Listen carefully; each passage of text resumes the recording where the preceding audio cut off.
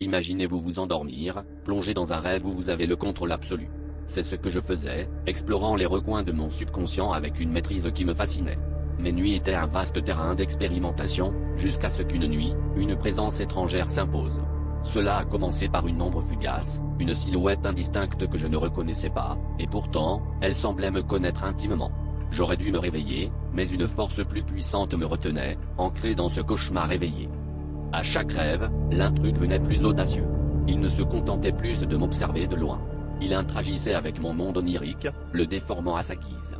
Les paysages doux et familiers se transformaient en labyrinthe oppressant, et je sentais sa présence derrière chaque coin. Le pire, c'est qu'il savait que je savais. Un soir, il m'a murmuré un secret que seul moi connaissais, me prouvant qu'il avait accès à mes souvenirs les plus enfouis. Cette intrusion était devenue personnelle, et je me retrouvais sans défense, même dans le sanctuaire de mes propres songes. La peur m'empêchait de dormir, mais l'épuisement finissait toujours par me rattraper. Dans un dernier effort pour reprendre le contrôle, j'ai tenté de le confronter. Je me suis retrouvé face à face avec un reflet déformé de moi-même, un sourire sinistre étirant ses lèvres. « Tu n'es pas seul ici », a-t-il murmuré, sa voix résonnant comme un écho de mes pensées les plus sombres. Chaque mot vibrait d'une vérité terrifiante, et j'ai compris que l'intrus n'était pas seulement un spectateur, mais un parasite, se nourrissant de mes peurs et de mes doutes. La révélation finale m'a frappé comme un coup de tonnerre. Ce n'était pas simplement un rêve, mais une lutte pour ma propre âme.